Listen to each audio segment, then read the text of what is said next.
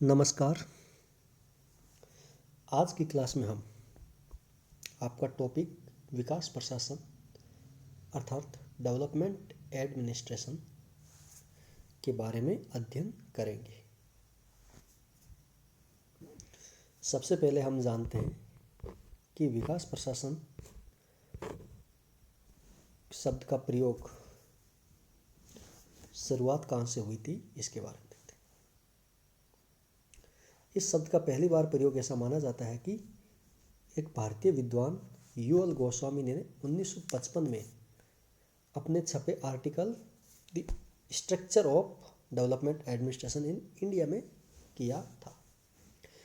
एक धारणा तो यह, दूसरी धारणा यह है कि पश्चिमी विद्वान जो मानते हैं, फेरल हेडी के अनुसार, वो बोलता है कि इस शब्द का प्रथम प्रयोग डोनाल्ड सी स्टोन ने किया था।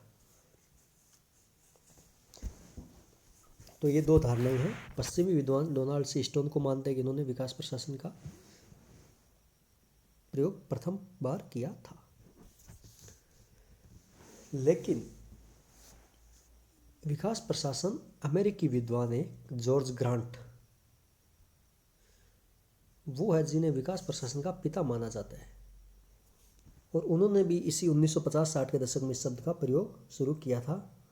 उनकी बुक है development administration concept, goals and methods, जो 1979 में पब्लिश हुई थी।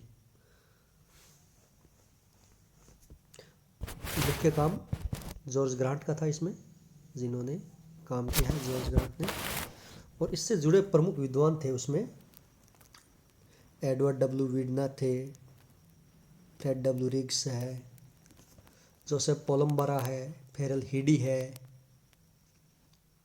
इसी प्रकार एल्बर्ट वाटरसन, लूसियन पाई, मर्ल फेंसोर्ड, अल्फ्रेड डियामेंट, हान बिनली, इन्होंने विकास प्रशासन के क्षेत्र में इस अवधारणा को लोकप्रिय बनाने के लिए और विकसित करने में बहुत बड़ा योगदान दिया था।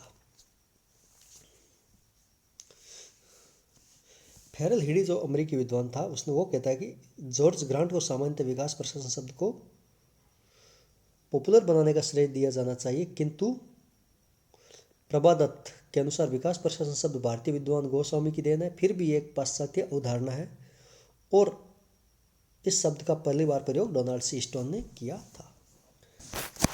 ये था इसका शब्द का आविष्कार कैसे हुआ, ये धारणा पबमेड में कब इंटरफेयर हुई थी, इसके बारे में। अब हम देखते हैं कि इस कंसेप्ट का इमरजेंस कब हुआ था, उद्भव कब हुआ था, इसके बारे में देखते हैं। 1950 और 60 के दशक में विकास प्रशासन लोकप्रिय हुआ, और एक पबमेड के क्षेत्र में ये नया उप क्षेत्र के रूप में, सब एरिया के रूप में उभरा था, और इसमें कई कारकों ने योगदान दिया था। किस कारण ये लोकप्रिय हुआ, उसके पीछे कई कारण दिए जाते हैं। तो पहला प्रमुख कारण वो ये है कि जो पारंपरिक लोक प्रशासन था, उसमें प्रशासन के माध्यमों के अध्ययन पर ज़्यादा जोर दिया था, लक्ष्यों के अध्ययन पर कम जोर दिया था। उसमें यह होता था कि प्रशासन को ऐसा होना चाहिए और इसके लिए ऐसे टूल्स यूज करनी चाहिए, इस तरीके को अख्तियार करके अपने लक्ष्य प्राप्त करने चाहिए, चाहे वो कैसे भी हो, परंतु रास्ता सही होना चाहिए, माध्यम सही होना चाहिए। परंतु विकास प्रशासन जो मानता है कि नहीं, लोक प्रशासन का जो मुख्य उद्देश्य है जन कल्याण का, तो लक्ष्य उस पर ज़्यादा जोर देना चाहिए। इस कारण ये लोक प्रशासन में नए विषय के रूप में उभरा, विकास प्रशासन उप क्षेत्र के रूप में।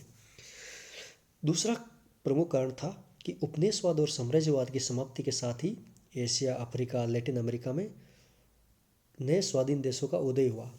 तो इस कारण क्या हुआ कि लोक प्रशासन में पहले जो पाश्चात्य प्रशासन का अध्ययन किया जाता था, तो ये नए देश जब आज़ाद हुए तो इनमें भी प्रशासन का उदय हुआ, तो इनके प्रशासन के अध्ययन के लिए इनकी भी तुलना उनके साथ की जा सके, इनका भी अध्ययन किया जा सके, तो ये विकास प्रशासन के द्वारा ही संभव था। तीसरा जो प्रमुख कारण है वो ये है कि मल्टीलेटरल टेक्निकल एड्स, मदद और फाइनेंशियल असिस्टेंट के द्वारा विकासशील देशों में संयुक्त राष्ट्र संघ के द्वारा प्रायोजित परियोजनाएं चलाई जा रही थी। तो उनका क्या बेनिफिट मिल रहा है लोगों को, उसके क्या आउटकम आ रहे हैं, इन सब के बारे में जानने के लिए भी विकास प्रशासन का योगदान, विकास प्रशासन का अध्ययन जरूरी हो गया था। चौथा जो कारण था वो था कि जो उस समय के नव औद्योगिक विकासशील देश थे, अर्थात जो उसी टाइम स्वतंत्र हुए थे, उन देशों तक अमेरिकी आर्थिक और तकनीकी योजनाओं का विस्तार हो गया था। तो जब पाश्चात्य technique and financial assistant in देशों में पहुंचने लगी, तो यहाँ पर भी उनके मॉडल्स का अनुसरण किया जाने लगा। तो एक नए क्षेत्र के रूप में विकास प्रशासन का उदय होना जरूरी भी हो गया। फिफ्थ जो कारण है वो है कि एक अमेरिका में लोक प्रशासन की हेड बॉडी है, उसका नाम है American society for public administration. इसके नेतृत्व में 1960 में एक ग्रुप की स्थापना हुई थी, कॉम्पेरेटिव एडमिनिस्ट्रेशन ग्रुप। कंपेरेटिव अर्थात कई देशों के प्रशासन का तुलनात्मक अध्ययन। तुलनात्मक अध्ययन पाश्चात्य देशों में कैसा है, साम्यवादी देशों में कैसा है, थर्ड वर्ल्ड कंट्री में कैसा है, थर्ड वर्ल्ड कंट्री में किस प्रकार इनका प्रशासन होता है, तो इसके लिए भी विकास प्रशासन का उदय हुआ राजनीति विज्ञान में। छठा कारण था कि विकास प्रशासन का उदय विकासशील देशों में पश्चिमी मॉडल की नाकामी के कारण इन देशों ने अपने विकास संबंधी आवश्यकताओं को पूरा करने के लिए